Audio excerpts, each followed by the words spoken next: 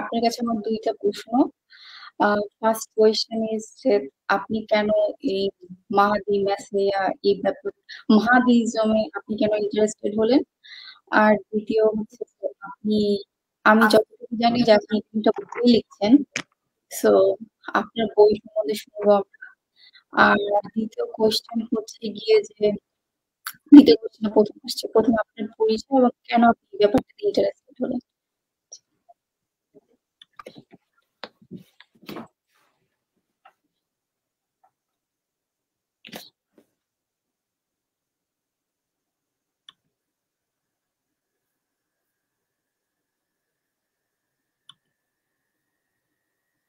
Ruhi a Ruhi I think আপনি একটু hang হয়ে গেছেন বা হ্যাঁ।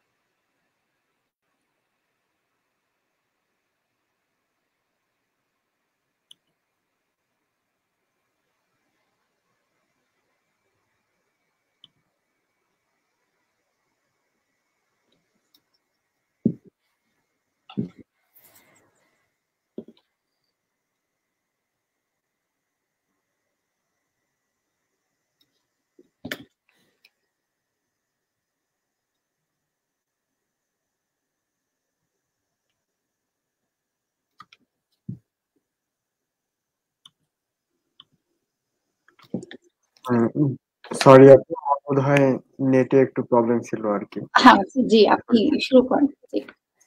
সেকেন্ড প্রশ্নটা আমি একটু বুঝি নাই। একটু আরেকবার বলতে হবে। আও আমি যতটুকু জানি আপনি বাহাদিজম নিয়ে বই লিখছেন এবং এই ব্যাপারটা জি। নিয়ে আপনি interested. My first question is আপনি এই ব্যাপারটা নিয়ে কেন ইন্টারেস্টেড হলেন? আর দ্বিতীয় প্রশ্ন হচ্ছে আপনি কেন এটা নিয়ে পড়াশোনা করছেন এবং আপনার ব্যাকগ্রাউন্ড একটা পরিচয় করে বলতে। জি। আচ্ছা। মাহদিজম বা মেসায়ানিজম এটা নিয়ে প্রথমে আমি কেন আগ্রহী এটা বলার একটা আছে। আহ, প্রথমত হচ্ছে মাহদিজম বিষয়টা আসলে সব জায়গায় আহ, হয়, মানে অ্যাপ্লিকেবল। প্রথমটা হচ্ছে কম্পারেটিভ রিলিজিয়ন, আর এই জায়গাটাতে আমার আগে থেকে আগ্রহ আছে যে কম্পারেটিভ রিলিজিয়নের জায়গা। দ্বিতীয় হচ্ছে সোসাইটি, পলিটিক্স, কালচার, এর উপর মাহদিজমের একটা বড় প্রভাব আছে। এবং আমরা দেখি সোশ্যাল চেঞ্জের ক্ষেত্রে বিভিন্ন সময় মাহদিজম ভালো ইম্প্যাক্ট রাখছে, যদিও আমরা ওইভাবে ট্রেস করি না। তো এই জায়গাগুলোতে আমি যখন পার্সোনাল একটা রেকর্ড বলতে গেলে, আমি যখন মির্চা ইলিয়াদ পড়ি, মির্চা ইলিয়াদের কম্পারেটিভ রিলিজিয়নের উপর তার হিউজ লেখা আছে, তো ওইখানে সামহাও মাহদিজম নিয়ে একটা অভাব আছে আর কি, লেখাটা ইন ডিটেল না, খুবই অল্প আর কি। আমার মনে হয়েছে এই জায়গাটাতে কাজ করার একটা সুযোগ আছে।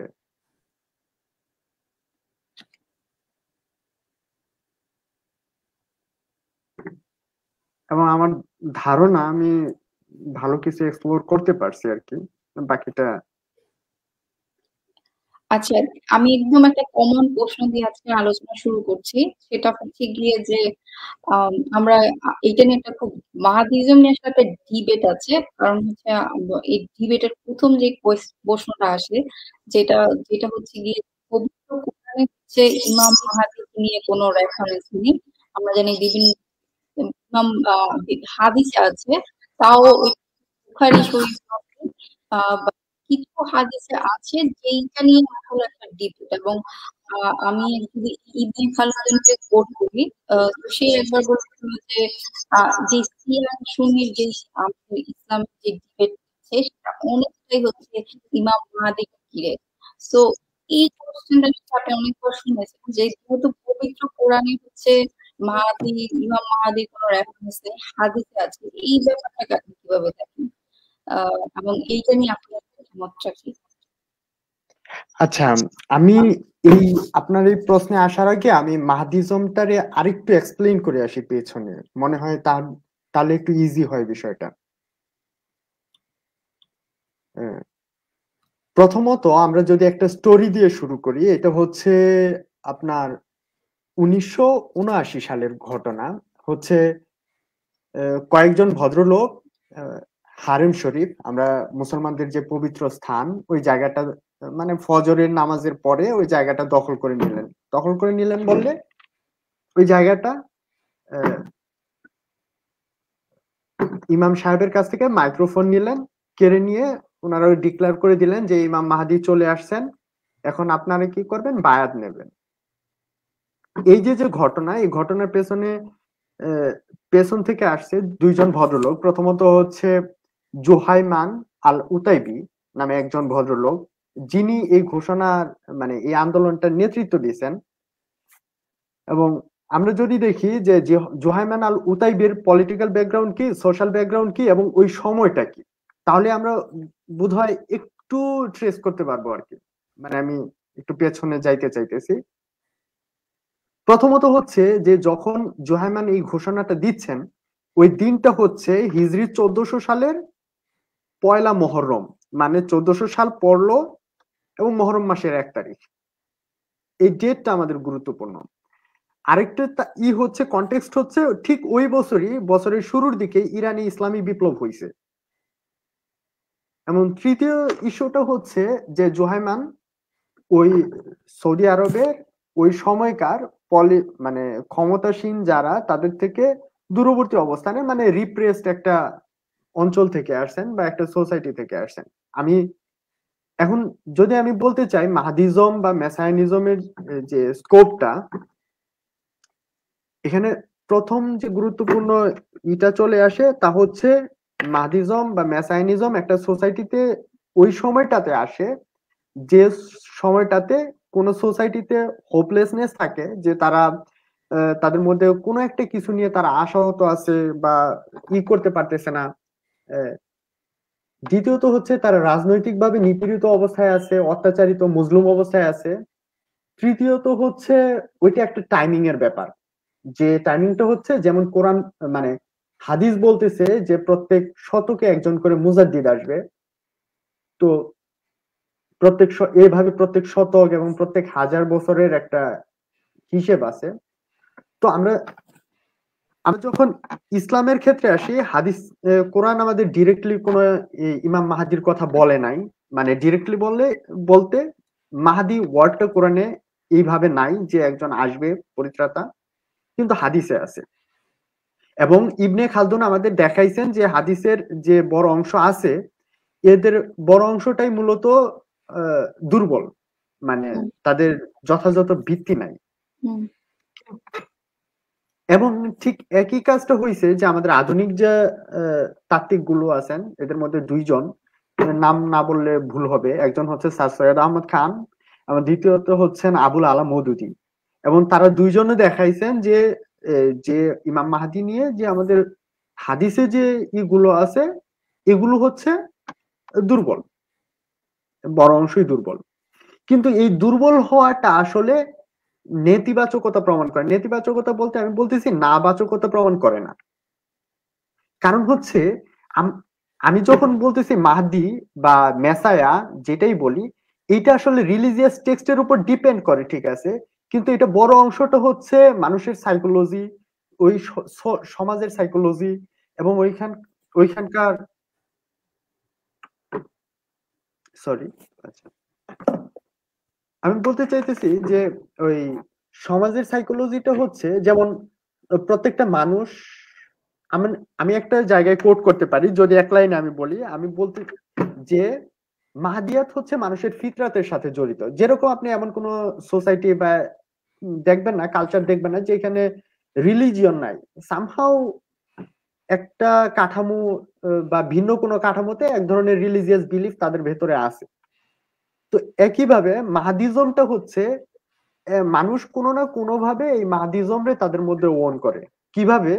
যখন কোনো একটা ব্যক্তির কথা যদি আমরা কল্পনা করি, তো ব্যক্তি কি করে, যখন একটা এটা আমরা ফ্রয়েডের মুজেস এন্ড মনোথিজমের যদি আনি, কিংবা ফিউচার অফ এন ইলিউশন বইয়ের কথা যদি আনি, তাহলে আমরা দেখবো যে মানুষ কি চায়, একজন ফাদার ক্যারেক্টার করতে চায়, লালন করতে চায় ভেতরে কিরকম, যে সে তার সেভ করবে, সে তার সেলভেশনের কারণ হবে, এ ধরনের এক্সপ্লানেশন আছে আর কি।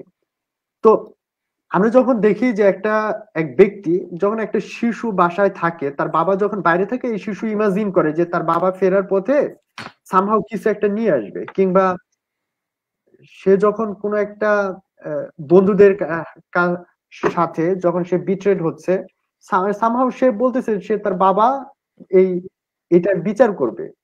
এই যে যে এই যে যে এক ধরনের জাজমেন্ট।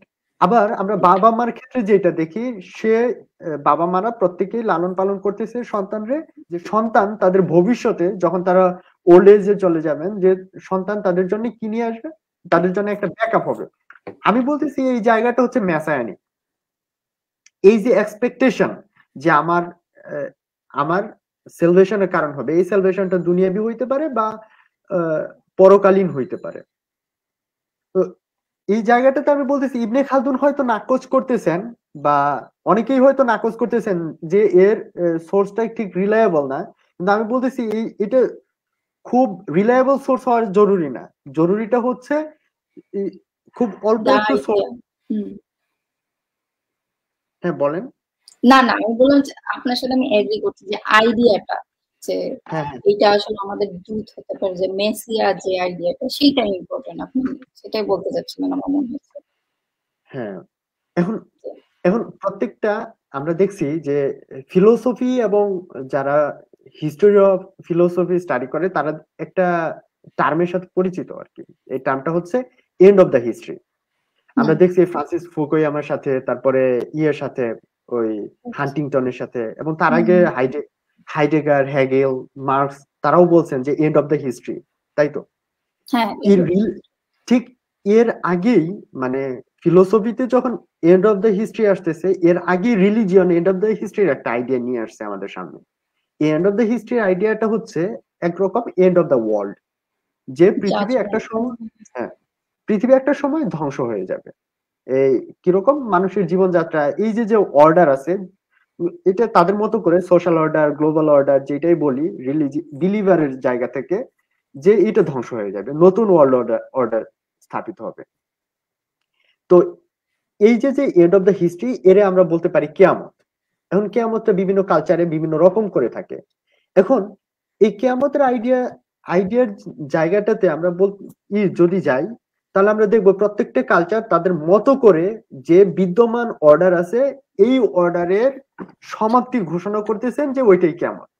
এটা ancient Mesopotamian civilization, Sumerian civilization, Indian civilization, কিংবা আমরা দেখি যে পার্সিয়ান যে রিলিজিয়ন আছে, জরথুস্ট্রবাদ, বা যারা আমরা মাজদায়াসনা বলবো, তাদের বিশ্বাসে দেখি আমরা এক ধরনের ইমাজিন করে নিছে যে এন্ড অফ দ্য ওয়ার্ল্ড কিরকম হবে, এবং এইটা নিয়ে আখ্যান আছে, মানে বড় বড় লেখা আছে যে পৃথিবীর সমাপ্তির সময়টা কিরকম হবে।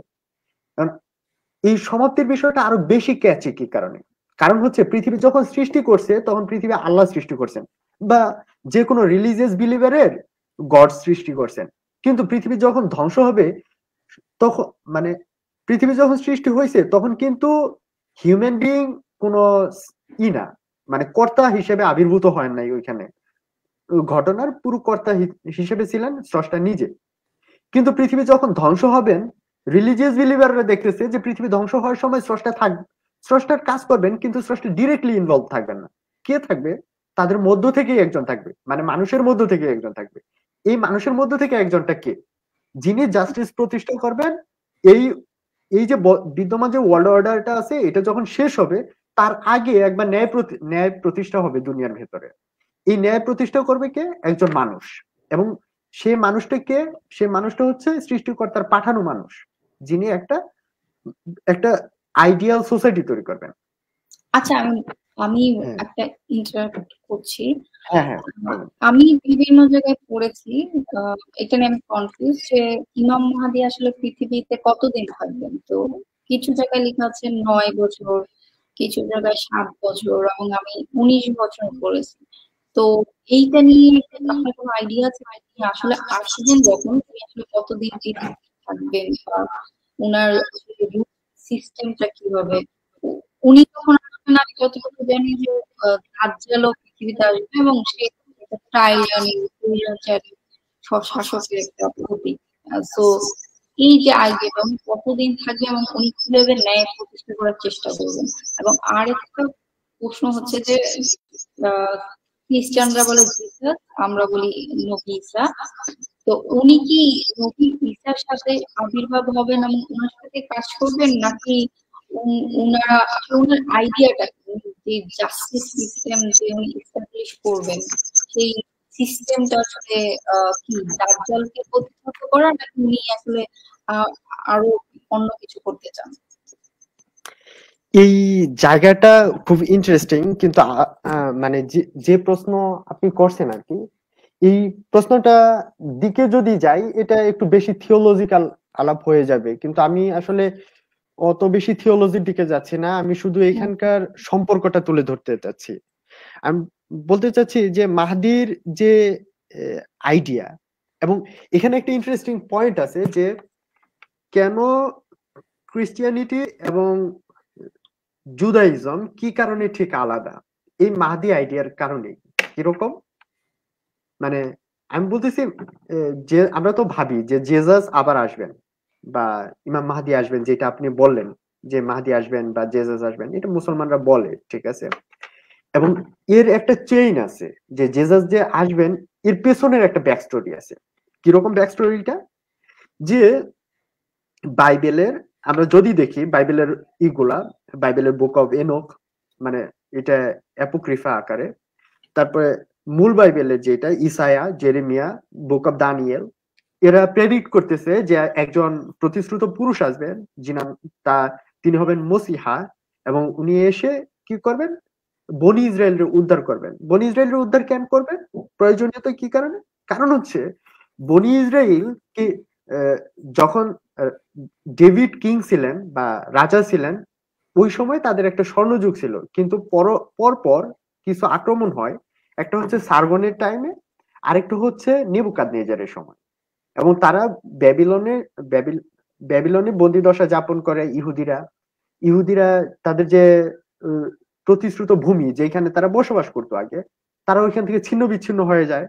তো তারা এই জায়গায় তাদের প্রতিশ্রুত যে প্রমিসটা ছিল যে তারা এক সময় এই একজন প্রতিশ্রুত পুরুষ আসবে, তারা ছিন্ন বিচ্ছিন্ন বনি ইসরায়েলকে একত্রিত করবে, এবং দাউদ যে রাজ্য প্রতিষ্ঠিত করছিলেন ওই রাজ্য আমাদের ফিরিয়ে নেবে, এরকম একটা আইডিয়া।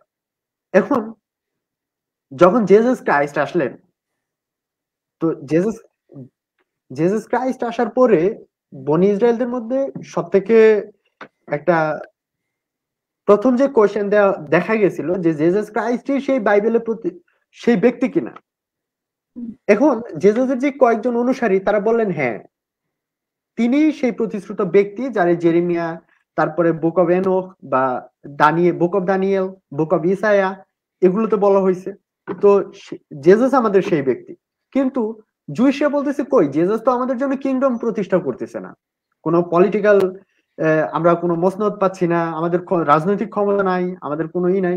তো জুইশরা তারা অ্যাকসেপ্ট করলো না, বললো যে না, মসিয়া এখনো আসে নাই, মসিয়া আসবে আরো পরে। আমি বলতেছি যে এই যে যে মসিহা আইডিয়াটা হচ্ছে মাহদি আইডিয়া। এখন জুইশরা কি বলতেছে যে মাহদি এখনো আসে নাই, মাহদি আসবে। খ্রিস্টানরা বলতেছে না, মাহদি তো চলে আসছে, যেটা হচ্ছে জেসাস ক্রাইস্ট।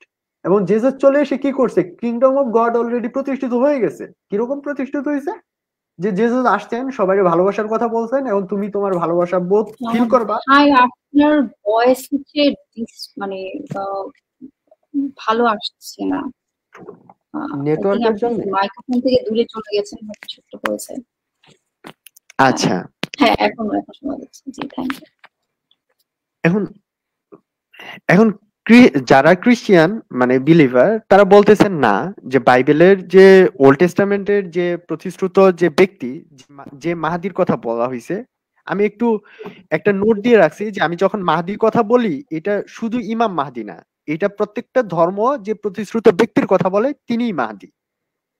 হুম, তো যখন ক্রিশ্চিয়ানিটির প্রসঙ্গ আসলো তখন ক্রিশ্চিয়ান বিলিভাররা তারা বললেন যে বাই ওল্ড টেস্টামেন্টে যে প্রতিশ্রুতি দেওয়া হয়েছে যে ব্যক্তি আসবেন সে ব্যক্তি অলরেডি চলে আসছেন এবং ইনি জেসাস ক্রাইস্ট এবং ইনি কিংডম প্রতিষ্ঠা করছেন।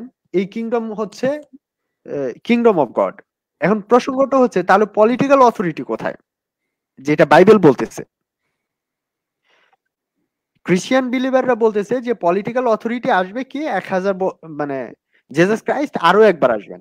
এবং এইখানে আপনার ওই প্রসঙ্গটা যে জেসাস ক্রাইস্ট এবং ইমাম মাহদি আসবে, যে কারণ হচ্ছে কোরআন জেসাস রে মাসিহা বলে সত্যায়ন করছে। কোরআন বলে মাসিহা ইবনে মারিয়াম। তো জেসাস, তাহলে কোরআনও বলতেছে যে জেসাস ক্রাইস্ট আবার আসবেন, তো ক্রিশ্চিয়ানরা বলতেছে জেসাস ক্রাইস্ট আবার আসবেন। সুতরাং পলিটিক্যাল অথরিটি, ক্রিশ্চিয়ানরা বলতেছে পলিটিক্যাল অথরিটি জেসাস ক্রাইস্ট পরে প্রতিষ্ঠা করবেন একটা সময়। জুইশরা বলতেছে যে যেহেতু জেসাস এখনো পলিটিক্যাল অথরিটি প্রতিষ্ঠা করে নাই, কিন্তু ওল্ড টেস্টামেন্ট বলতেছে যে কিংডম অফ গড আরো একবার প্রতিষ্ঠিত হবে, যে যেভাবে ডেভিডের সময় প্রতিষ্ঠিত হয়েছিল। সুতরাং যতক্ষণ পর্যন্ত কিংডম অফ গড প্রতিষ্ঠিত না হচ্ছে ততক্ষণ পর্যন্ত তারা জেসাস ক্রাইস্টকে মানবে না।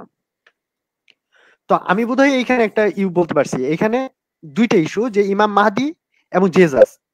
জেসাস জেসাস নিজে একটা মাহদীয় চরিত্র যে তিনি আবার আসবেন, এবং ইমাম মাহদি নিজে একটা মাহদীয় চরিত্র যে তিনি আসবেন।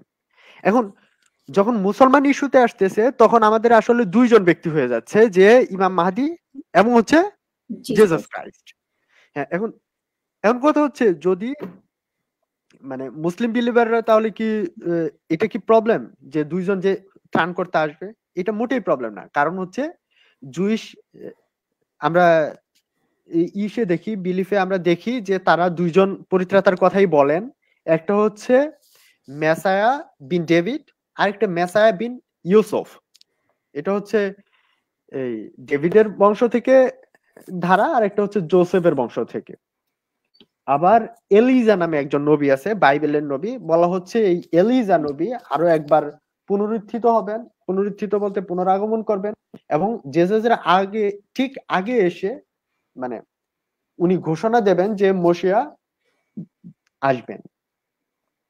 এবং আমরা যখন দেখি জরাথুস্ত্রবাদের দিকে যাই, পার্সিয়ান রিলিজিয়ন, তারা বলতেছে যে মসিয়া বা জরাথুস্ত্রবাদে এই মাহদীয় চরিত্র মূলত তিনটা।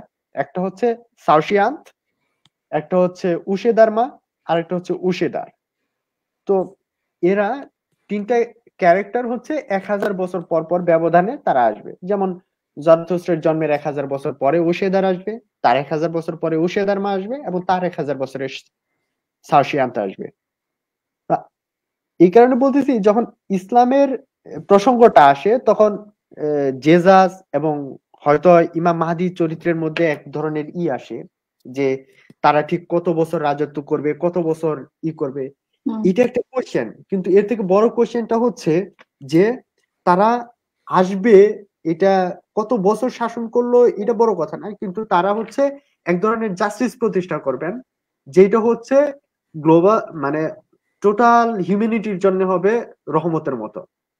এইটাই হচ্ছে প্রত্যেকটা ধর্মের মেসেজ। যেমন আমরা যখন কল্কির কথা বলি কিংবা বুদ্ধ ধর্মের মৈত্রীর কথা বলি, তারা দেখা যায় তারাও যখন আসবে তারা শান্তি প্রতিষ্ঠা করবে। তাদের আসার আগে অধর্ম ভরে যাবে, সন্তানরা পিতামাতার কথা শুনবে না, তারপরে ছাত্র যারা তার মানে শিষ্যরা গুরুদের কথা শুনবে না, তারপরে ব্যভিচার বেড়ে যাবে, মানুষের মানুষের ইয়াতিমদের হক কেড়ে নেবে, মিসকিনদের উপর অত্যাচার করবে, বা মানুষের কাছে মানুষ নিরাপদ থাকবে না। এখানে এইটাই হচ্ছে মূলত কথা, যে আমরা যে প্রত্যেকেই যে সোসাইটিতে বসবাস করি এই সোসাইটি নিয়ে কিন্তু আমরা হ্যাপি না। কারণ এই সোসাইটিতে আমরা সবসময় এক ধরনের দেখি, যেটা হচ্ছে ল ব্রেক করতেছে, বা এক ধরনের অনিরাপত্তা তৈরি হচ্ছে, এক ধরনের জুলুম তৈরি হচ্ছে। আমাদের শাসন ক্ষমতায় যারা থাকতেছেন তারা এক ধরনের জুলুম কায়েম করে নিচ্ছেন, পরিবারের দিক থেকে জুলুম। এই যে আমাদের অতৃপ্তিটা, এই অতৃপ্তি মূলত আমাদের ভেতরে মেসায়ানিক টেন্ডেন্সি তৈরি করে। এই মেসায়ানিক টেন্ডেন্সিটাকে যে আমার এই যে না পাওয়াগুলো, আমাদের সোসাইটির যে না পাওয়াগুলো, এই না পাওয়াগুলো একটা সময় আমাদের ফিল আপ করবে। এই ফিল আপটা করবেন একজন মাহদি। বা আমি বোধহয় ক্লিয়ার করতে পারছি এখন। হ্যাঁ, হ্যাঁ, জি।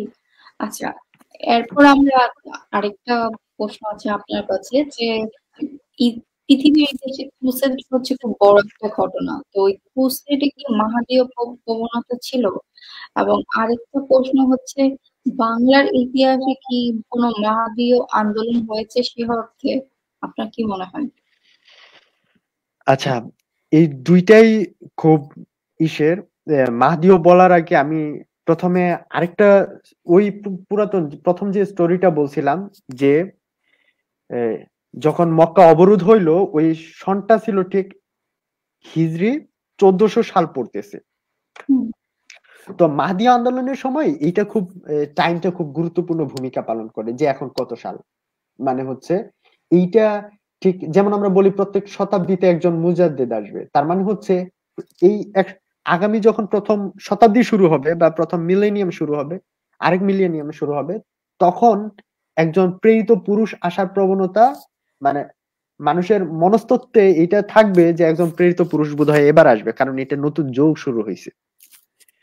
তো যদি ক্রুসেড নিয়ে যাই, বাইবেল বলছে, বাইবেলে বুক অফ রেভলিউশনে জেসাস ক্রাইস্ট বলতেছেন, মানে জেসাস ক্রাইস্ট সম্পর্কে বলা হচ্ছে যে তিনি আবার আসবেন। ইনি কি করবেন? এসে 1000 বছরের জন্য তিনি শয়তানকে অবরুদ্ধ করে রাখবেন, এবং এই 1000 বছরের জন্য খোদাই রাজ্য প্রতিষ্ঠিত হবে, মানে কিংডম অফ গড প্রতিষ্ঠিত হবে। তো এই 1000 বছরের যে রাজ্য প্রতিষ্ঠিত হবে, এই রাজ্যটা কবে প্রতিষ্ঠিত হবে, কতদিন পর প্রতিষ্ঠিত হবে, এটা একটা কোয়েশ্চেন। তো এই যে কতদিন পরে প্রতিষ্ঠিত হবে, এইটার একটা ডিডাকশন হচ্ছে যে খুব সম্ভবত জেসাস ক্রাইস্ট যে জন্মগ্রহণ করছে তার 1000 বছর পরেই আসবে। তো এই কারণে আমরা দেখবো ক্রুসেডের সময়, ক্রুসেডটা যখন হয়েছে, ক্রুসেডটা শুরু হয়েছে আপনার 1096 সাল থেকে। হুম, তো আমরা দেখি তার ঠিক অনেক বছর আগ থেকেই তাত্ত্বিকরা, খ্রিস্টিয়ান যে তাত্ত্বিক ধর্মগুরু, তারা এক ধরনের ক্যালকুলেশন করে আসতেছেন জিজাসের সেকেন্ড কামিং কবে হবে, জিজাসের সেকেন্ড কামিং কবে কবে হবে। আমরা দেখি যে ক্রুসেডের ঠিক আগে আগে ফ্রান্সে বা ইতালিতে যে প্রচারকরা ছিলেন, এদের মধ্যে একজন ছিলেন পিটার দা হারমিট। পিটার দা হারমিট যে তার প্রচারণা চালাচ্ছেন, তার প্রচারণার বড় অংশটাই হচ্ছে যে কিয়ামত নিকটবর্তী, জেসাস ক্রাইস্ট চলে আসতেছেন, আমাদের সবাইকে চলে যাইতে হবে কই? সেই প্রমিসড ল্যান্ডে। সেই প্রমিসড ল্যান্ডটা কই? সেটা হচ্ছে জেরুজালেম। জেরুজালেম এখন কাদের কাছে বন্দী? এটা হচ্ছে এশীয় বা যারা হচ্ছে জেসাস ক্রাইস্টে বিলিভ করে না, যারা খ্রিস্ট ধর্মের উপর আস্থা নাই, তাদের কাছে জেরুজালেম বন্দী। সুতরাং আমাদের জেরুজালেম যাইতে হবে, জেরুজালেমকে উদ্ধার করতে হবে। আমি এই জায়গায় বলতেছি যে খ্রিস্টিয়ান যে ক্রুসেডের আইডিয়া এই জায়গাটুকুতে ফোকাস করা হয় না, মানে সচরাচর ফোকাস করা হয় না। কিন্তু ক্রুসেডের এই জায়গাতে এই যে যে মিলেনিয়াল কনসেপ্ট, মানে এই যে যে মাহদীয় কনসেপ্ট, এইটা ছিল, এবং এটা খুব ভালোভাবে প্রথিত ছিল, যার কারণে প্রয়োজন হয়েছে যে আমরা আমাদের প্রমিসড ল্যান্ডে ফিরবো। আপনি দেখবেন যে ক্রুসেড শুরু হওয়ার আগে অন্তত 1 শতক ধরে বড় বড় পিলগ্রিমেজ হচ্ছে খ্রিস্টিয়ানরা ইউরোপ থেকে দল বেঁধে আসতেছে জেরুজালেমে। আর যদি বাংলার ইস্যুতে যাই, বাংলার ক্ষেত্রে আমি বলবো আমাদের পরিচিত অনেকগুলো মাহদীয় আছে, আন্দোলন আছে। এদের মধ্যে বাংলায় দুইটা আন্দোলনের কথা বলা যাইতে পারে এবং একটা ধর্মের কথা বলা যাইতে পারে। দুইটা আন্দোলন হচ্ছে, একটা হচ্ছে সাঁওতাল বিদ্রোহ, আরেকটা হচ্ছে আপনার আগাম মোহাম্মদ রেজা পীর ফেরুটুপি নামে পরিচিত, উনি সিলেটে বিদ্রোহ করছেন। এই সাঁওতাল বিদ্রোহ সম্পর্কে আমরা সবাই জানি, কিন্তু সাঁওতাল বিদ্রোহের মধ্যে সব থেকে যে ক্যাচি পয়েন্টটা, তা হচ্ছে সিধু এবং কানু তারা দাবি করছিলেন যে ঈশ্বর তাদের সামনে আসছেন এবং ঈশ্বর তাদেরকে মনোনীত করছেন তারা যেন ব্রিটিশদের বিরুদ্ধে বিদ্রোহ করে, এবং তারা বলছেন যে ঈশ্বর তাদের কাছে মেসেজ পাঠাইছে এবং ওই জনগণের কাছেও মেসেজ পাঠাইছেন তারা যেন বিদ্রোহে যুক্ত হয়। এবং তাদের এই যে ভয়েসটা, যে ঈশ্বর কর্তৃক মনোনীত, আমি এটা এই মনোনয়নটাই মূলত মেসায়ানিক, এইটাই মাহদীয়। আমরা বলি যে কোন একজন ক্যারিসম্যাটিক লিডার যদি নিজে এরকম হয়ে ওঠেন যে তিনি দাবি করতেছেন মানুষের আনুগত্যের এবং তিনি একটা আন্দোলন ডাক দিতে চাচ্ছেন, তার ভেতরে অবশ্যই মাহদীয় আছে, সাইন আছে। এবং দ্বিতীয় ক্ষেত্রে যেটা হচ্ছে যে আগা মোহাম্মদ রেজা ফেরোটুপি, এইটা হচ্ছে আপনার সিলেটে আন্দোলনটা 1799 সালে শুরু হয় এবং ফেরোটুপি উনি যখন একজন চিঠি লেখেন মানে ওইখানকার বিভিন্ন জমিদারদের উনি বলতেছেন যে পর্তুগিজদের ফিরিঙ্গিদের শাসন শেষ হয়ে আসছে, এখন খোদাই রাজ্য প্রতিষ্ঠিত হবে, আপনারা আমাকে সাহায্য করেন এবং আপনারা যদি আমায় সাহায্য করেন আমি আপনাদের রাজত্ব স্থির রাখবো এবং আপনাদের যদি প্রয়োজন পড়ে আমি আপনাদের রাজ্য সম্প্রসারণ করে দেব। তো আমরা দেখছি যে এই জায়গাটা আরো, আমি আমার বইতে আরো এগুলো ডিটেল লিখছি আর কি, এখন সময় একটু কম বলে আমি একটু টপিক দ্রুত বলতেছি। এখন তৃতীয় ইস্যুটা হচ্ছে গ্রামা ধর্ম সম্পর্কে আমরা অনেকেই জানি না। এটা হচ্ছে চট্টগ্রামের একটা ধর্ম এবং চট্টগ্রামে জন্ম নেওয়া ব্রো আদিবাসীদের মধ্যে জন্ম নেওয়া ধর্ম এটা। এবং এই ধর্মের একটা বেসিক প্রিন্সিপাল হচ্ছে যে ম্যানলে ব্রো যিনি এই ধর্মের প্রবর্তক, এটা হচ্ছে আমাদের স্বাধীনতার পরের ঘটনা আর কি, যে ম্যানলে ব্রো নিখোঁজ হয়ে যান, উনি বার্মার দিকে যান এবং উনি তার আর পাওয়া যায় না, সন্ধান পাওয়া যায় না। তবে তাদের মধ্যে যে বেসিক বিশ্বাসটা আসছে যে এই মেনলে ব্রো আবার আসবেন এবং আবার এসে কি করবেন, এই অন্যায় অবিচার এগুলা করবেন, মানে শেষ করবেন, নতুন রূপে আসবেন। মানে আমি বলতেছি বাংলার জন্য যে প্রাসঙ্গিক এই 3টা মোটিভ নিয়ে আমরা আলোচনা করতে পারি বা আমাদের সমাজে আলোচনা চলতে পারে মাহদীয় প্রসঙ্গ হিসাবে। এবং আর যদি আমরা হিসেবে আনি, আমরা একটা সালের কথা জানি, এই সালটারে আমরা বলি বাংলা সাল, এবং এটা সম্পর্কে একটা বড় প্রবণতা আছে যে এটা আকবর প্রতিষ্ঠিত করছে এলাহি সন থেকে। তো এবং এই ইস্যুতে আমি একটু আকবরের টেনে আনতে চাই এই কারণে যে আমাদের ভেতরে একটা ভুল ধারণা আছে যে আকবর দ্বীন-ই ইলাহি নামে একটা নতুন ধর্ম প্রবর্তন করতে চাইছিলেন। এবং আমরা দেখছি যেহেতু বাংলা সনের প্রবর্তন করছেন তিনি, এবং আমরা দেখছি যে তারিখে আলফি নামে একটা ইতিহাস গ্রন্থ প্রকাশিত হয়েছে আকবরের দরবার থেকে। তো আমি এদিকে ইশারা করে আমি বলতে চাইতেছি যে আকবরের এই সময়কালটা ছিল মূলত রাসূলুল্লাহ সাল্লাল্লাহু আলাইহি সাল্লামের ওফাতের থেকে, মানে মৃত্যুর পর থেকে 1000 বছর পর। এখন কথাটা হচ্ছে যে ইসলাম তার মানে হচ্ছে প্রথম হিজরি 1000 বছর পর, মানে 1000 বছর যে ছিল এই 1000 বছরে ধরা হয়েছে যে এইটা একটা সময় ছিল। এখন যেহেতু নতুন 1000 বছর শুরু হয়েছে, নিঃসন্দেহে এখন নতুন একটা যুগ হবে। এই যুগটাই কাজে লাগাইছে আকবরের দরবারের পণ্ডিতরা। তারা বলতেছেন, তারা হিসাব করতেছেন যে ইসলামের শুরু থেকে নিয়ে এখন পর্যন্ত যে 1000 বছর চলে গেল, এই 1000 বছর চলে যাওয়ার পরে নতুন যে 1000 বছর আসছে, এখন নতুন গ্লোবাল অর্ডার,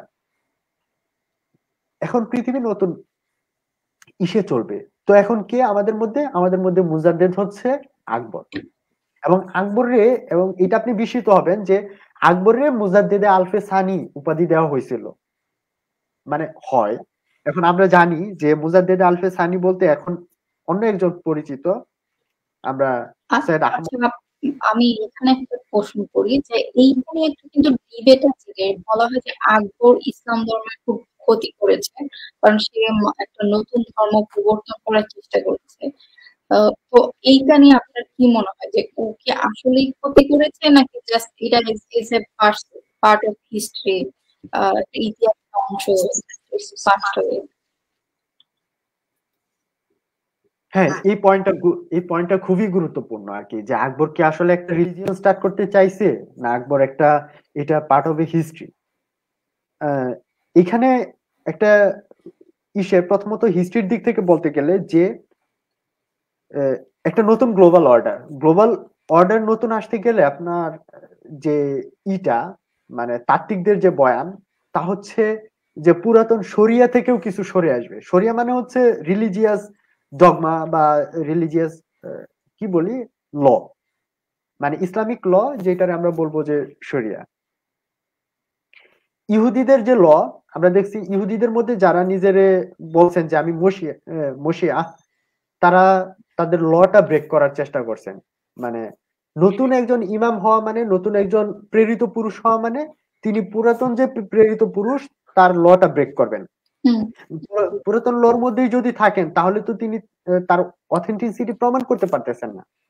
মানে এখন আকবরের সময় যেটা হয়েছে, আকবরের আকবরের সময় দুইটা আন্দোলন আমরা আকবরের সময় ট্রেস করি। একটা হচ্ছে সৈয়দ মোহাম্মদ জৈনপুরী, তিনি নিজের ইমাম মাহদি দাবি করছিলেন ঠিক আকবরের ঠিক 90 বছর আগে, মানে হিজরি 901 সালে সৈয়দ মোহাম্মদ জৈনপুরী উত্তর ভারতে তিনি নিজের ইমাম মাহদি দাবি করেন এবং সংস্কার আনেন, সংস্কারের প্রচেষ্টা চালান। আরেক ধরনের আছে, এটা হচ্ছে পারস্যে একটা মুভমেন্ট হয়, এই মুভমেন্টের নাম হচ্ছে হুরুফি, বা পরবর্তীতে যেটা নুকতাবি হয়, মানে হচ্ছে আরবি বর্ণমালারে প্রায়োরিটি দেবেন। তো এই হুরুফি এবং নুকতাবি আন্দোলনের একটা বড় অংশ ছিল যে আরব, এই যে আরব আধিপত্যের 1000 বছর শেষ হয়ে গেছে, এখন পারসিক আধিপত্যের 1000 বছর থাকবে। এটা হুরুফি আন্দোলনের একটা থিম। যে এখন কি, আমি কি ক্লিয়ার হচ্ছে কিনা, আমার কথা বোঝা যাচ্ছে?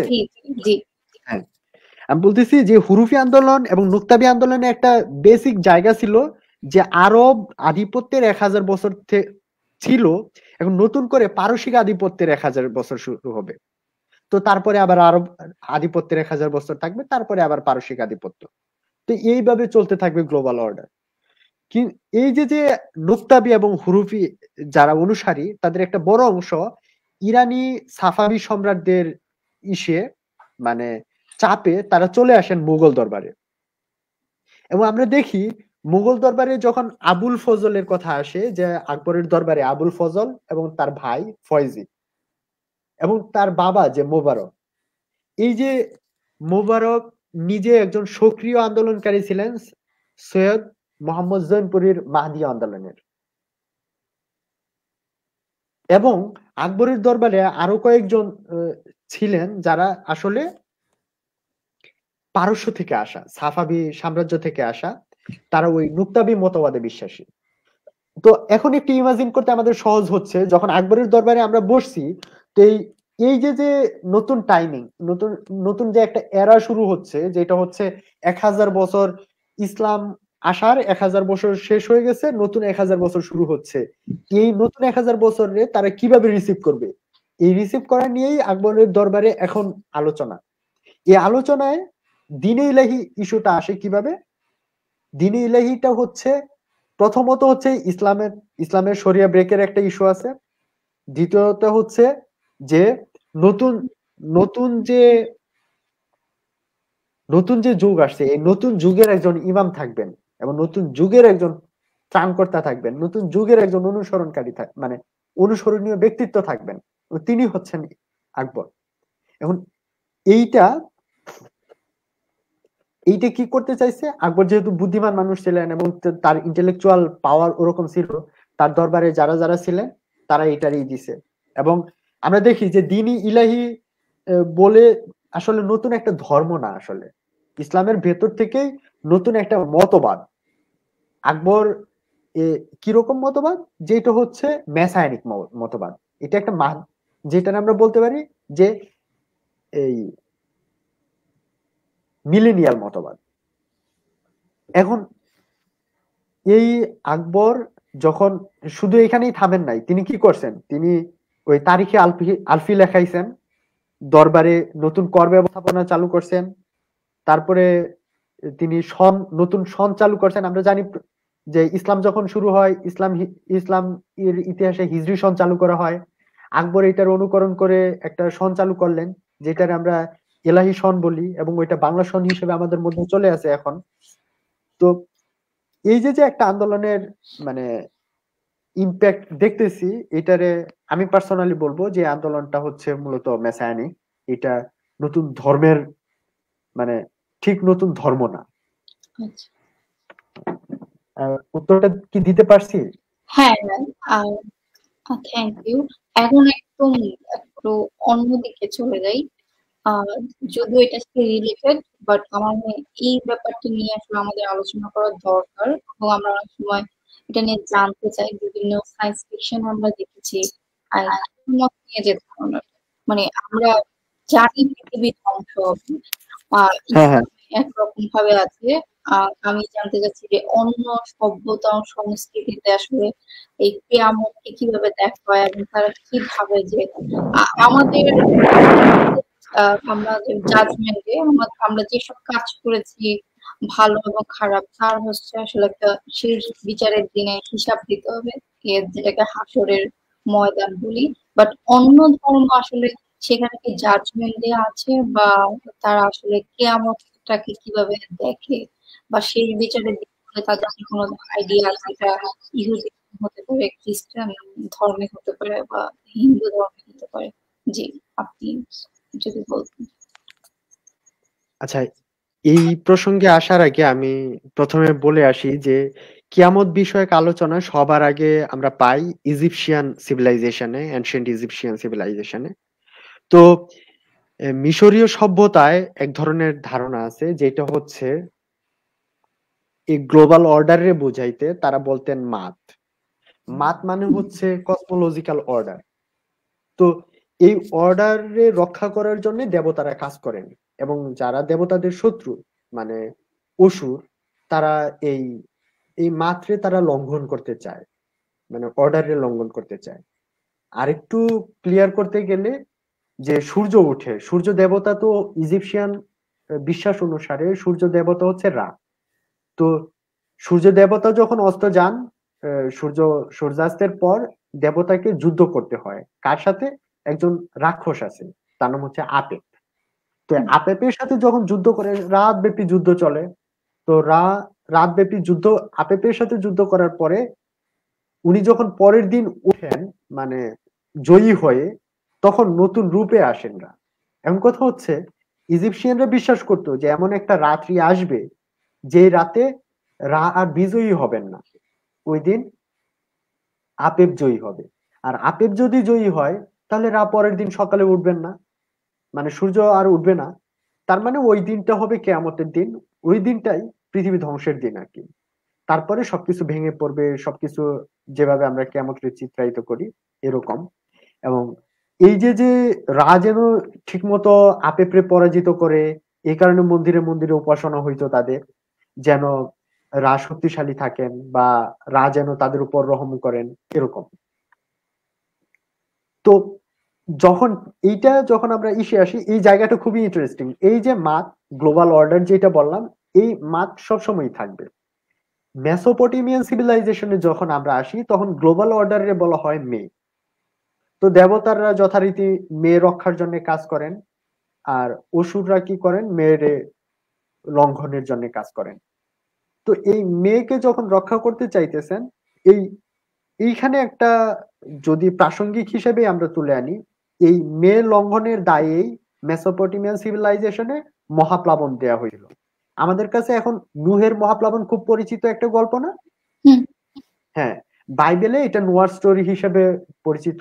আর মেসোপটেমিয়ান সিভিলাইজেশনে এটা অন্তত 4টা স্টোরি আছে: সুমেরীয়, আকাদীয়, ব্যাবিলনীয় এবং হচ্ছে পর অ্যাসিরীয়। চারটা চারটা সভ্যতাতেই আলাদা আলাদা ভাবে এই মহাপ্লাবনের গল্প আছে। যেমন যে দেবতারা কি করবে, এই যে যেহেতু মেয়ে লঙ্ঘিত হচ্ছে, সুতরাং দেবতারা সিদ্ধান্ত নেবে যে একটা মহাপ্লাবন দিয়ে দেওয়ার জন্য, এবং মহাপ্লাবন দিয়ে মানব সভ্যতা ধ্বংস করে দেওয়ার জন্য। মানব সভ্যতা তখন কি, একজন দেবতা এসে বলবেন, এক প্রতিশ্রুত পুরুষরে, সৎকর্মশীল পুরুষে বলবে যে সৃষ্টিকর্তা মানে দেবতারা এই প্ল্যান নিছেন, পৃথিবী ধ্বংস হবে, তুমি একটা নৌকা বানাও। নৌকা বানায় তুমি তোমার কাছের মানুষজন আছে যারা, তাদেরকে নৌকাতে উঠাও, উঠায় তুমি চলতে থাকো।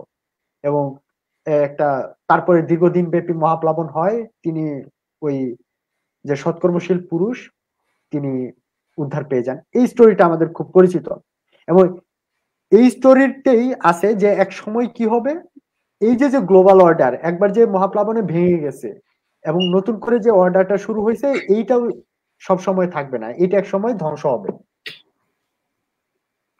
এবং এই নতুন অর্ডার যে যেটা হচ্ছে মহাপ্লাবনের পরে যেটা শুরু হইলো, এই মহাপ্লাবনের পরে দেবতারা যা করছেন নতুন অর্ডারে, তা হচ্ছে মানুষের আয়ু কমাই দিছে। এইটা হচ্ছে বিশ্বাস, এবং আপনি এটার একটা প্রমাণ পাবেন। প্রমাণটা পাবেন কিসে? ব্যাবিলনিয়ান কিং লিস্টে যদি যান, বা একটা লিস্ট আছে, এটা হচ্ছে অ্যানশিয়েন্ট ব্যাবিলনিয়ান ডকুমেন্ট আর কি। ব্যাবিলনিয়ান কিং লিস্টে গেলে দেখবেন যে মহাপ্লাবনের ঠিক আগে আগে কিছু রাজাদের লিস্ট আছে এবং তাদের শাসনকাল আছে, এবং বিস্ময়কর ভাবে তাদের শাসনকাল লম্বা। এক একজনের 1600 বছর, কারো 10,000 বছর, কারো 20,000 বছর শাসনকাল। কিন্তু মহাপ্লাবনের পরে যে সব রাজারা আসছেন তাদের শাসনকাল গড়পড়তা মানুষের মতো। তো এইটা মিথোলজিতে বলা আছে যে মহাপ্লাবনের পর মানুষের এই গ্লোবাল অর্ডারটা এভাবে চেঞ্জ হয়েছে।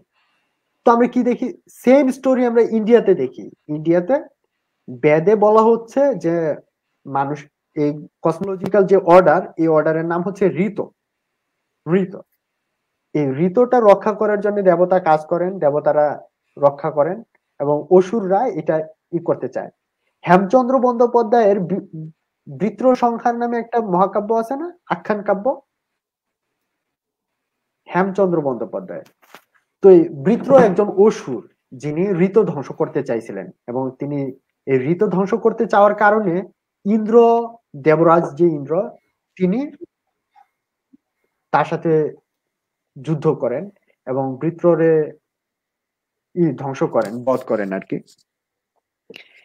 এই এই যে যে কালচারে, প্রত্যেকটা কালচারে আমরা দেখতেছি যে একটা অর্ডার আছে। এই অর্ডারটা কি? এই অর্ডারটা ধরে রাখার জন্যই মূলত দেবতারা কাজ করেন। এই অর্ডার অনুযায়ী চলার জন্য মানুষের জন্য যত আইন, ওই বিলিভারদের জন্য, যে তোমরা এই অর্ডারে ভাঙো না, তোমরা এই অর্ডার অনুযায়ী চলো। এবং যারা এই অর্ডার অনুযায়ী চলে না তাদের জন্য ধ্বংসের বার্তা দেওয়া হয়েছে, যে তারা একসময় ধ্বংসপ্রাপ্ত হবে বা হবে। আবার এই অর্ডার যে একসময় শেষ হয়ে যাবে, বা এই অর্ডার শেষ হয়ে যে নতুন একটা অবস্থা তৈরি হবে, এইটার ইশারাও এখানে দেয়া আছে। এইখানেই আমি বলতেছি যে এগুলা প্রত্যেকটাই মূলত হিউম্যান সিভিলাইজেশনের যে বেড়ে ওঠা, এই বেড়ে ওঠার পর্যায়ক্রমে কিয়ামত সম্পর্কে ধারণার ইভলিউশন। মানে আমরা কিয়ামতরে কিভাবে বুঝতে চাই, আমরা ইতিহাসের সমাপ্তিরে কিভাবে বুঝতে চাই, আমরা মানে আমরা যে অবস্থান্তর পর্ব, আমাদের এইটা কিভাবে বুঝতে চাই। এখানে আরেকটু যদি হয়, অপ্রাসঙ্গিক না হয়, আমি একটা করতে চাই যে আমরা দেখছি যে কলোনিয়াল এজের পরবর্তী সময়ে আমাদের গ্রামগুলো ভেঙে যাইতে থাকে, আমাদের টাউন তৈরি হওয়ার প্রবণতা বাইরে যায়, তাই না? হ্যাঁ। এই যে গ্রামগুলো যে ভেঙে যাচ্ছে, এটা একটা অর্ডারে চেঞ্জ আসতেছে। এই অর্ডারটা হচ্ছে যে এই গ্রামীণ যে কালচারে, মানে গ্রামীণ যে কালচারের ভেঙে পড়া, একটা সোশ্যাল রিলেশন ভেঙে পড়া, এইটার একটা প্রতিক্রিয়া আছে। এই প্রতিক্রিয়াটা কিভাবে হয়েছে? এই যে যে চেঞ্জ, এই চেঞ্জের বিরুদ্ধে একদল প্রতিবাদী দাঁড়াইছে বিভিন্ন জায়গায়, তারা কলোনিয়ালিজমের বিরুদ্ধে দাঁড়াইয়েছেন। কিভাবে? আমরা দেখবো যে পৃথিবীর বিভিন্ন প্রান্তে যখন কলোনিয়ালিজম বিরোধী যে আন্দোলনগুলো হচ্ছে, তাদের বড় একটা অংশ হচ্ছে মেসায়ানি। সুদানের আন্দোলন আমরা দেখছি, সুদানের আন্দোলন, মাহদীয় যে আন্দোলনটা আছে, ওটা হচ্ছে কলোনিয়ালিজমের বিরুদ্ধে আন্দোলন। আফ্রিকায় সুকুতু আন্দোলন, এরকম আমরা দেখতেছি। এই যে কিছুক্ষণ আগে আমরা বললাম যে আগা মোহাম্মদ রেজা ফেরোটপি, তার আন্দোলন, এগুলো হচ্ছে কলোনিয়ালিজমের বিরুদ্ধে আন্দোলন। এটা হচ্ছে এই যে যে আমাদের কাঠামো চেঞ্জ হয়ে যাইতেছে, এই চেঞ্জ হওয়া কাঠামোর বিরুদ্ধে মানে প্রতিবাদ, যে আমরা আমরা যে সিস্টেমে আসছি, তোমাদের কালচার ওই সিস্টেমটারে চেঞ্জ করে দিচ্ছে, আমাদের কমফোর্ট জোন থেকে, কমফোর্ট জোনরে আমাদের করে ফেলতেছে, ভেঙে ফেলতেছে। সুতরাং আমরা কি করব? রিভোল্ট করব। মানে এই এই ইস্যুটাই মূলত প্রত্যেকটা সিভিলাইজেশনে এই এই আকারে হাজির হয়েছে আর কি। এবং এটা ম্যাচিওর এখন, এই কারণে আমাদের কিয়ামত ধারণা এখন আরো ম্যাচিওর। কারণ আমাদের এখন এক ধরনের কিয়ামত ধারণা আছে, এটা হচ্ছে পার্সোনাল কিয়ামত। কিরকম পার্সোনাল কিয়ামতটা? এটা হচ্ছে, এই কিয়ামতটা হচ্ছে ব্যক্তি তার যখন অভিজ্ঞতার মাধ্যমে যখন তার পুরাতন বিশ্ববিখ্যাত পুরোটাই চেঞ্জ হয়, নতুন এক বিশ্ববিখ্যাত প্রবেশ করে, তখন আমরা এটারে আরেক ধরনের কিয়ামত বলি। এটা অবশ্য আধ্যাত্মিক পুরুষদের, খ্রিস্টান, মুসলমান এবং জুইশ যে আধ্যাত্মিকতা যারা চর্চা করে তাদের মধ্যে এই ধরনের কিয়ামতে বিশ্বাস করার প্রবণতা আছে, যে ব্যক্তিক হিসেবে পাঠ করা আর কি। আমি কি প্রশ্নের উত্তরটা দিতে পারছি? জি। আমরা একদম আলোচনার শেষ পর্যায়ে চলে এসেছি। আমি আপনার কাছে লাস্ট ২ টা প্রশ্ন করব, তারপর আমরা মনে করি আমাদের আমরা আমাদের আলোচনা শেষ করব। আমার মনে হচ্ছে মাহাদিজম নিয়ে আসলে অনেক কথা বলার আছে। আজকের আলোচনায় আমরা একদম কোর বিষয়গুলো নিয়ে আলোচনা করলাম। তো আপনার কাছে শেষ যে ২ টা প্রশ্ন, তার মধ্যে প্রথমটা হচ্ছে মিলেনিয়াল মুভমেন্ট আর মাহাদীয় মুভমেন্টের মধ্যকার সম্পর্ক ঠিক কোথায়? এবং প্রশ্নটা আমার মনে খুবই গুরুত্বপূর্ণ, কারণ আমার কাছে গুরুত্বপূর্ণ, কারণ আমি এটা ঠিক খুব ভালো জানি না। সেটা হচ্ছে ইহুদি ও খ্রিস্ট ধর্মকে আলাদা হয়েছে এবং মাহাদীয় আন্দোলনের প্রেক্ষিতে তার ব্যাখ্যা কি? এই ব্যাপারটা আসলে আমার যেটা মনে হয়েছে যে এই খ্রিস্টানরা বেশি জানে না। আমার কিছু খ্রিস্টান ফ্রেন্ডদের সাথে যোগাযোগ হয়েছে, কিছু ইহুদি ফ্রেন্ডদের সাথে আমার কথা হয়েছে ওদের সাথে। তো আমি যখন ওদের সাথে কথা শুনেছি, আমার কাছে মনে হয়েছে যে খুব ন্যারো একটা লাইন আছে, যে এই জিউদের মধ্যে এবং হচ্ছে খ্রিস্টানদের মধ্যে। তো আসলে তাদের পার্থক্যটা কোথায়, এবং এই মাঝখানে আসলে মাহাদি আন্দোলনটাকে তারা কিভাবে দেখেন, এবং মিলেনিয়াল মুভমেন্টের সাথে মাহাদি আন্দোলনের আসলে যোগসূত্রটা যোগসূত্র আছে নাকি? আচ্ছা, হ্যাঁ, প্রশ্ন দুইটাই ইন্টারেস্টিং। প্রথমত হচ্ছে মিলেনারি মিলেনিয়ালিজম, আরেকটা হচ্ছে মিলেনারিয়ানিজম। দুইটা টার্ম আলাদা আর কি। একটা হচ্ছে মিলেনারিয়ানিজম, হচ্ছে যে কোনো ধরনের সোশ্যাল মানে মুভমেন্টের, যেটা হচ্ছে টোটাল অর্ডারে চেঞ্জ করে দিতে আসবে। কিন্তু মিলেনিয়ালিজম যেটা, এইটা হচ্ছে ক্রিশ্চিয়ান বিলিফ। ক্রিশ্চিয়ান বিলিফটা হচ্ছে বুক অফ রেভলিউশন থেকে আসা, যে জেসাস ক্রাইস্ট 1000 বছর ব্যাপী একটা রাজ্য প্রতিষ্ঠা করবেন, এইটা। তো কোয়েশ্চেনটা হচ্ছে যে মাহাদীয় মতবাদের সাথে এই মিলেনিয়াল কোনো মতবাদ আছে কিনা, বা সম্পর্ক আছে কিনা, বা মিলেনারিয়ানিজমের সম্পর্ক আছে কিনা। আমি এখানে একটা একটা আলাদা টার্ম বের করতে চাই, যেটা হচ্ছে এটা দুইটা থেকে আলাদা। মিলেনারিয়ান মুভমেন্ট এবং মিলেনিয়ালিজমের থেকে একটু আলাদা। এটা আমি বলতেছি 1000 সাল, 5 সালা, 10 সালা এরকম বন্দোবস্তের আলাপ আমরা জানি। তো আমি বলতেছি 1000 সালা। 1000 সালা বলতেছি এই কারণে যে এইটা হচ্ছে এক ধরনের প্রবণতা, যে ঠিক এত টাইম, মানে এত দিন, এত বছর কিংবা এত মাস পরে অমুক নামের একজন আসবেন, বা একজন প্রেরিত পুরুষ আসবেন। তো এইটা অনেকটাই হচ্ছে মিলেনারিয়ান মুভমেন্টের মতো, কিন্তু মিলেনারিয়ান মুভমেন্টে কোনো ডেট এন্ড টাইম দেয়া না, মানে বিচার করা হয় না, বিভিন্ন সময় হয়ে যায়। কিন্তু 1000 সালা হচ্ছে আকবরের ইস্যুতে আমরা বললাম যে আকবর যখন আন্দোলনটা করতেছে, এটা তখন ইসলামের বয়স ঠিক 1000 বছর। তো মক্কায় যখন ইটা হইলো, আক্রমণটা হইলো, এটা তখন হিজরি ঠিক 1400 সাল পড়তেছে। আমরা দেখবো বাহাইজম যখন শুরু হচ্ছে, তখন কি হচ্ছে, এটা আমাদের যখন মাহদি আল মুনতাজার, যিনি গায়েব হয়েছিলেন, এটাও একটা হিস্ট্রিক্যাল ব্যাকগ্রাউন্ড আছে বড়। তার গায়েব হওয়ার ঠিক 1000 বছর পরে বাহাইজমের যে পুরুধা পুরুষ, তিনি ঘোষণা দিচ্ছেন যে তিনি প্রতিশ্রুত ব্যক্তি। আবার এই ক্ষেত্রে আমরা দেখতেছি যে সৈয়দ মোহাম্মদ জৈনপুরি যখন বলতেছে এটা হিজরি হচ্ছে 900 সাল, মানে একটা রাউন্ড ফিগারে যাচ্ছে যে 900 বা 1000 বা 1500। যেমন যখন খ্রিস্টাব্দ 1500 খ্রিস্টাব্দের দিকে আমরা দেখি যে এরকম মাহাদীয় প্রবণতার জয় জয়কার। ইরানে অনেকগুলো মাহাদীয় প্রবণতা হয়েছে এই সময়ে, ভারতেও হয়েছে, আফ্রিকাতে হয়েছে। তো এই যে যে বিভিন্ন সময়ে আন্দোলনগুলো হয়, এইটারে আমি আমি বলতেছি যে এইটা হচ্ছে 1000 সাল আন্দোলন, যেটারে আপনি যেটারে মিলেনারিয়ান মুভমেন্ট বললেন আর কি, যে আমি এটার হাজারশালা বলতেছি। এবং এই হাজারশালা আন্দোলন হচ্ছে যে এই যে যে অর্ডারের চেঞ্জটা আসবে এত বছর পরে, বা 1000 বছর পরে, বা 500 বছর পরে। কিন্তু এই 500 বছর পরে যে চেঞ্জটা আসবে, এই চেঞ্জটা তো শুধু শুধু আসবে না, অবশ্যই তার সাথে একজন ক্যারিসমেটিক লিডার থাকবে, যিনি এই চেঞ্জটা নিয়ে আসবেন, তিনিই হবেন মাহাদি। তো এই দুইটা সম্পর্কটা আমি বলতে পারছি কিনা, যে একটা চেঞ্জ আসবে, এই চেঞ্জটা হচ্ছে মিলেনারিয়ান মুভমেন্ট। এই চেঞ্জ নিজে হচ্ছে হচ্ছে একটা অর্ডারের চেঞ্জ, কিন্তু এই অর্ডার আনবেন একজন ব্যক্তি। এই ব্যক্তি হচ্ছে আল্লাহ কর্তৃক প্রদত্ত। এই ব্যক্তি হচ্ছে বিভিন্ন ধর্মের আর কি, যিনি বলেন তিনি কল্কি হইতে পারেন, বা মৈত্রীয় হইতে পারেন, কিংবা সাউসিয়ান্ত হইতে পারেন, বা যেটা ইহুদিরা মসিয়াহ বলে তিনি হইতে পারেন। এই চেঞ্জটা আনবেন, এইটা হচ্ছে মিলেনারিয়ান। কিন্তু যিনি চেঞ্জটা আনবেন তিনি হচ্ছেন মাহাদি। এই কারণে আমি বলতেছি যে এই দুইটা সম্পর্ক, প্রত্যেকটা মিলেনারিয়ান মুভমেন্ট দিন শেষে মাহাদিয়া মুভমেন্টে গিয়ে ঠেকে আর কি। কারণ হচ্ছে ক্যারিসমেটিক লিডার না থাকলে দিন শেষে মিলেনারিয়ান মুভমেন্ট ফল করতে পারে। তো এইটা বোধহয় প্রথম প্রশ্নটা আমি ক্লিয়ার করতে পারছি। আর দ্বিতীয় প্রশ্নের ক্ষেত্রে আসলে মাহদিজমের দ্বিতীয় প্রশ্নটা আমি অনেকটাই দিয়ে দিচ্ছি।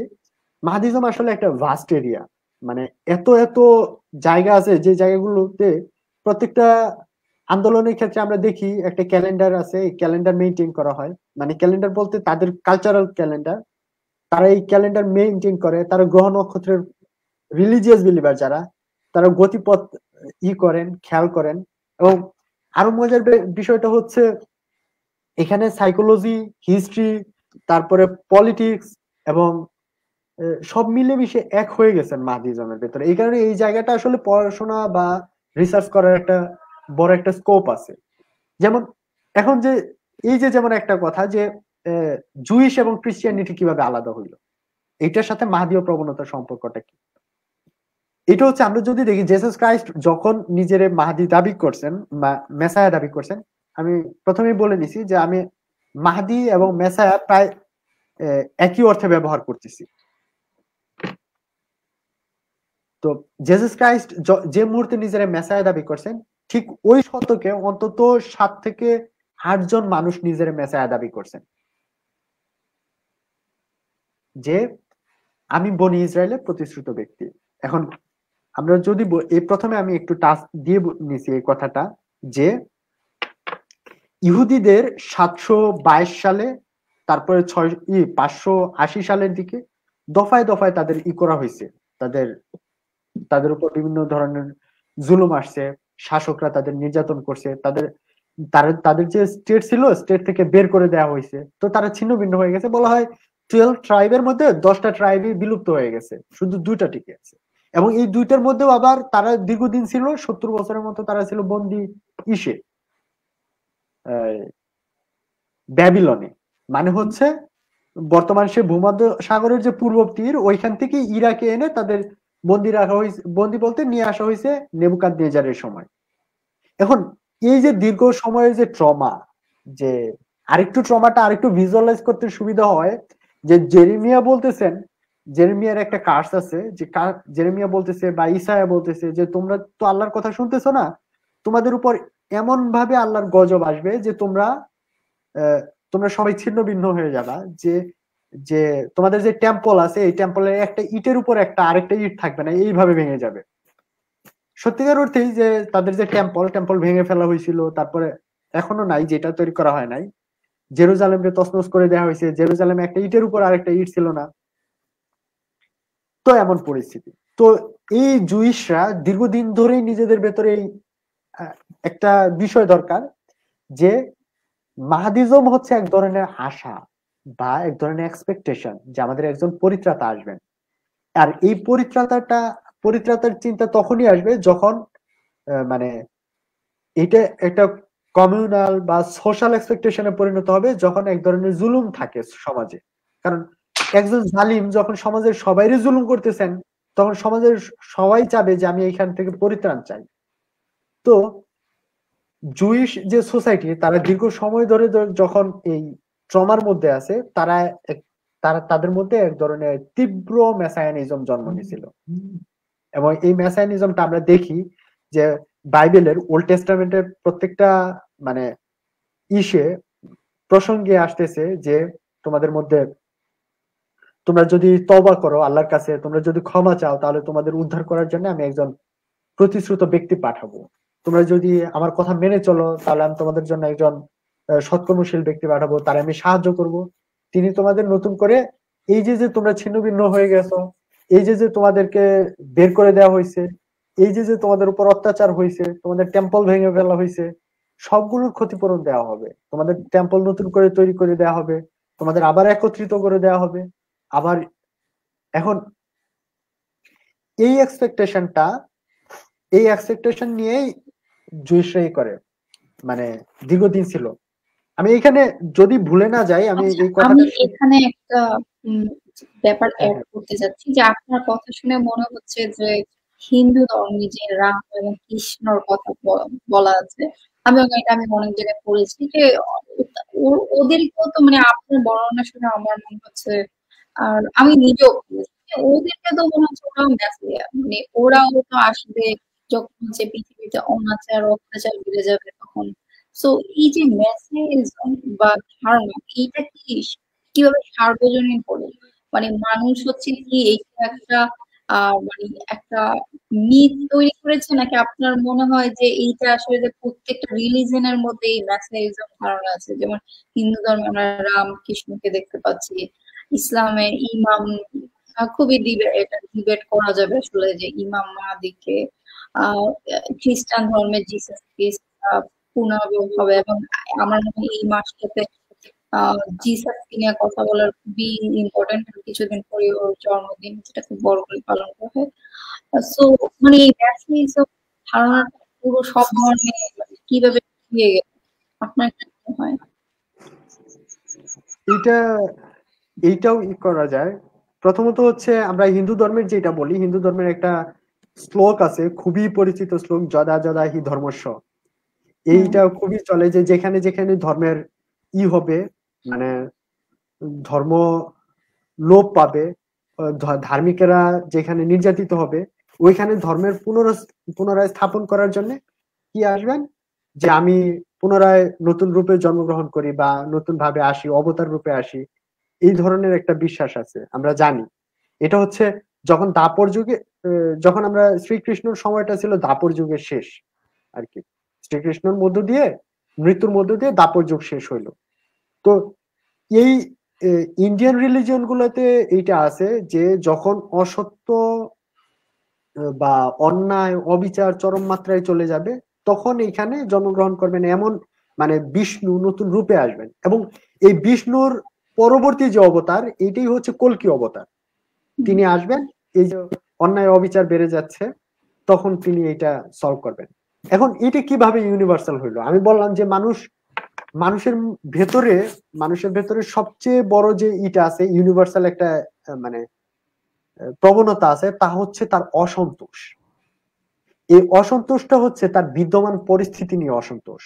সে ভালো নেই, মানে সে তার যে কোনো অবস্থায় দিলে তার অভাব আছে, তার তার অনিশ্চয়তা আছে। সে যে কোনো জায়গায় থাক, সে প্রাচ্যে থাক পাশ্চাত্যে থাক, যে কোনো জায়গায় তার এক ধরনের শূন্যতা আছে। এবং এই যখন অভাব আছে, যখন অনিশ্চয়তা আছে, যখন অসন্তোষ আছে, তার মানে হচ্ছে তার অপোজিট হিসেবে সন্তোষ বা পূর্ণতার জন্য এক ধরনের আশা আছে। মূলত বেসিক জায়গাটা হচ্ছে এইখানে, যে যখন অসন্তোষ থাকবে তখন তারা সন্তুষ্টির জন্য করবে, মানে এক ধরনের প্রবণতা থাকবে যে আমরা এর পূর্ণতা চাই। এখন এটা যদি আমরা রিলিজিয়াস বিলিফের জায়গা থেকে দেখি, যে প্রত্যেকটা হ্যাঁ আল্লাহ প্রত্যেকটা, যেহেতু প্রত্যেকটা ধর্মের একটা চেইন আছে, প্রত্যেকটা ধর্ম প্রত্যেকটা ধর্মের সাথে সম্পর্কিত, হয়তো প্রত্যেকটা ধর্ম আলাদা আলাদা ভাবে এইটা পাইছে যে একজন পরিত্রাতা আসবে। কিন্তু এটারে ধর্মের বাইরে থেকে গিয়েও আলাপ করা যায়।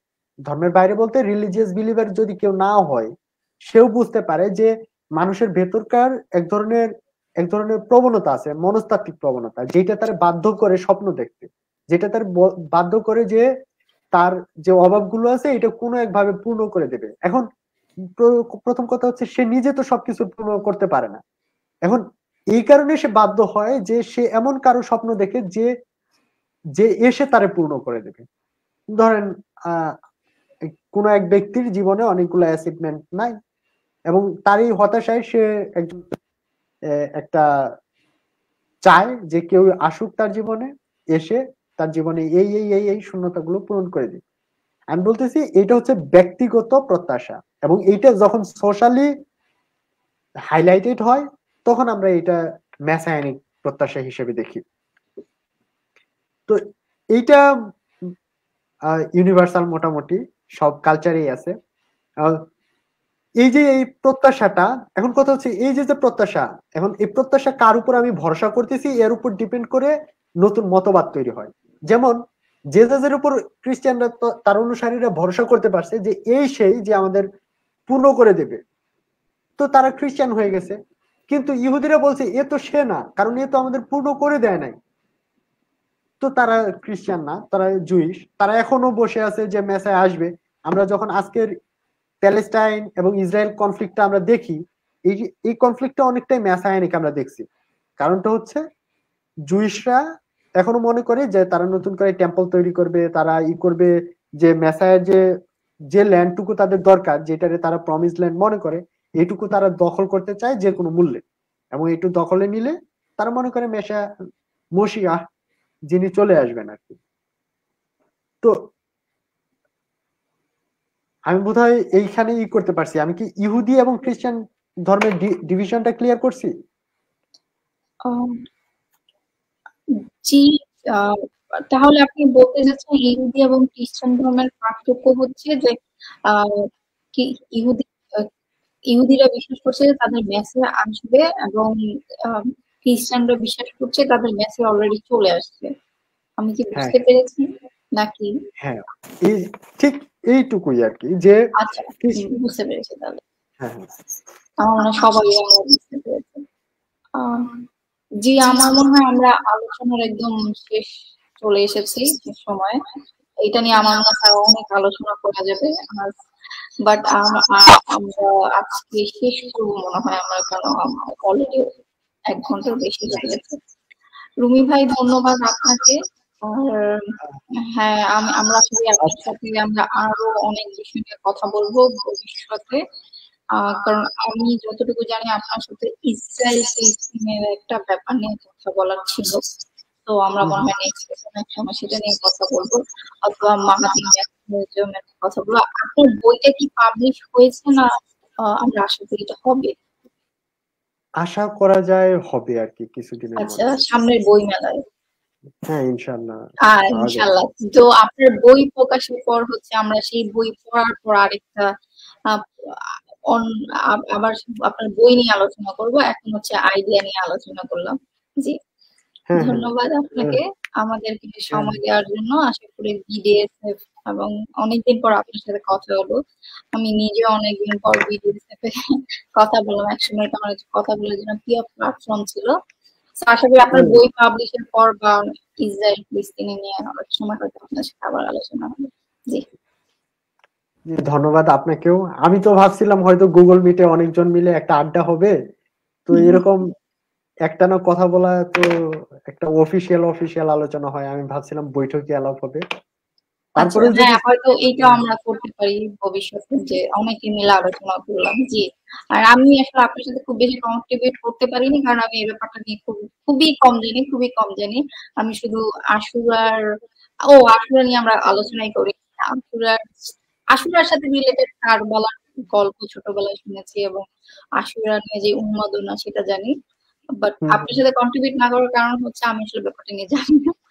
আপনার কাছ থেকে জানতে পারলাম, এবং আপনার বই প্রকাশের পর মনে হয় আরো জানতে পারবো। জি, তাহলে আজকে শেষ করছি। জি, আবার কথা হবে। আচ্ছা, ফি আমানিল্লাহ। হ্যাঁ, ফি আমানিল্লাহ।